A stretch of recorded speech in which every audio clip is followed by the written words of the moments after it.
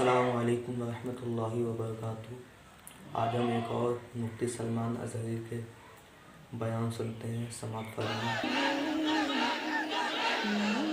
आओ आज जैसे आपको अभी हलचल साहब कह रहे थे ना, इश्क हो तो इश्क का इजहार भी होना चाहिए। इश्क हो तो इश्क का इजहार भी होना चाहिए। छुपा हुआ इश्क, इसको बुज़दिली कहा जाता है।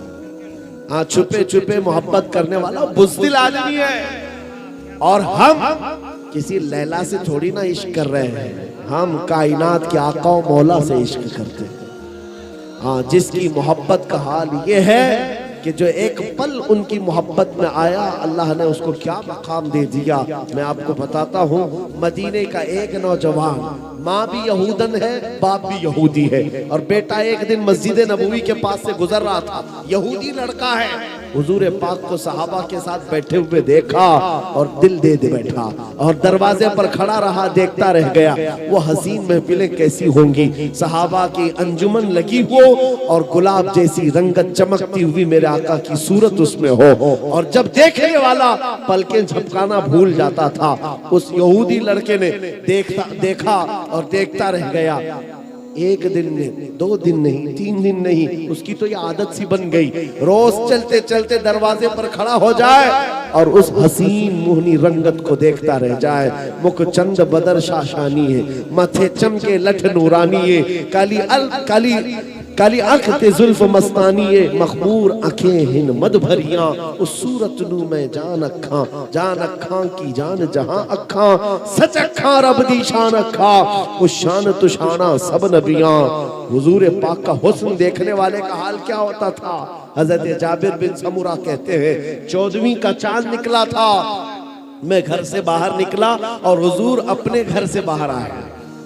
हुजूर सुर्ख जुब्बा पहने हुए थे। हजरत जाबिर कहते हैं, कभी मैं चांद को देखता और कभी हुजूर को देखता, कभी उधर देखता और कभी इधर देखता। हदीस में है, वो कहते हैं, मैं ये सोच रहा था कि चांद ज्यादा हसीन है कि आमिना का लाल ज्यादा हसीन। और उसके बाद इश्क ने फिर जवाब दिया, चांद से तशबीह देना ये भी क्या इंसाफ है, चांद में तो दाग है, हुजूर का चेहरा साफ। मेरे अजीजों, हुजूर का हुस्न देखने वाला वो नौजवान यहूदी लड़का, उसके बाप से जाकर मदीने वाले किसी और ने शिकायत कर दी कि तुम्हारा बेटा तो मोहम्मद को देखने लग गया है सल्लल्लाहु अलैहि वसल्लम, उनका दीवाना बन गया, रोजाना वहां जाकर खड़ा होता है। बाप कट्टर यहूदी था, कट्टर यहूदी। बेटे से कहा कि तू वहां जाता, उसने कहा वो अच्छे लगते हैं, मैं देखता हूं, अच्छे लगते हैं। बाप ने पाबंदी लगा दी कि कहा आज के बाद से उस रास्ते से भी नहीं जाएगा। लेकिन इश्क है तो इजहार होना चाहिए। इश्क हो तो फिर सारे सलासिल और बेड़ियां तोड़ करके निकलता है बंदा। वो नौजवान न बाप की सुना न माँ की सुना, फिर दूसरे दिन आया, उसी दरवाजे के पास खड़ा हो गया, हुजूर को देखने लगा। जब ये हालात बार बार होने लगे, यहूदी बाप ने देखा कि ये ऐसे सुनता नहीं, मारा भी बहुत, तोड़ा भी बहुत, उसके साथ सख्तियां भी हुई। उसके बाद जब भी लड़का नहीं रुका तो बेड़ियों से बांध दिया, जंजीरों से बांध दिया, हाथ पैर बांध करके घर में रख दिया। लेकिन जानते हो मेरे अजीजों, सबसे बड़ी तकलीफ आशिक को अपने माशूक से दूर करना, महबूब से दूर हो जाए, ये सबसे बड़ी तकलीफ है। ये नौजवान लड़का बीमार हो गया, बीमार हो गया, इतना बीमार कि इलाज से इफाका नहीं, सही होने का नाम ही नहीं है।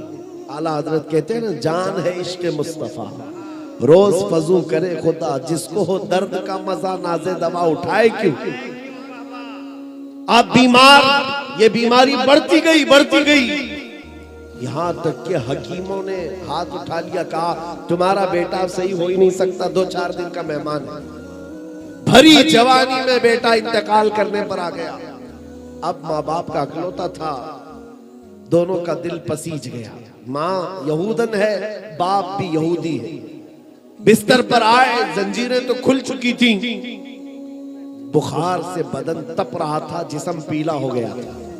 बेटे के पास आए और कहने लगे कि बेटा ये तेरी क्या हालत हो गई, हमने तुम्हारे साथ जो गलत किया उसके लिए हम माजरत चाहते हैं, लेकिन बता कोई तेरी आखिरी ख्वाहिश है। उस नौजवान ने कहा, एक बार मोहम्मद अरबी को देखना चाहता हूं। मेरे अजीजों, इश्क अगर हो तो इजहार होना चाहिए, चाहे वो यहूदियों के घर में भी हो। ख्वाहिश रखता है मैं अपने महबूब को देख लूं। माँ ने दिल पसीज करके अपने शोहर से कहा, जाओ एक बार मोहम्मद सल्लल्लाहु अलैहि वसल्लम से कह दो, अगर वो हमारे घर आ गए तो ये हमारा बच्चा देख लेगा मरने से पहले, इसकी ख्वाहिश है। बाप यहूदी जो कभी देखना नहीं चाहता था आ गया। मेरे आका सहाबा के साथ बैठे थे, उसने कहा, मोहम्मद अरबी सल्लल्लाहु ताला अलैहि वसल्लम, मेरा एक मसला है, मेरा बेटा जवान है, वो आपकी मोहब्बत में पागल हो चुका और अब मरने वाला है, चंद सांसें बची हैं। हम उससे आपसे दूर करने के लिए बहुत कोशिशें किए, लेकिन दूर होता नहीं। मरने से पहले उसकी ख्वाहिश है एक बार आपको देख ले। इतना सुनना था, हुजूर अपनी मजलिस से खड़े हो। मेरे आका सल्लल्लाहु अलैहि वसल्लम साहबा से कहते, चलो हमारे एक दीवाने के जाने का वक्त आया है, हम चलते। हुजूर पाक तशरीफ लाए।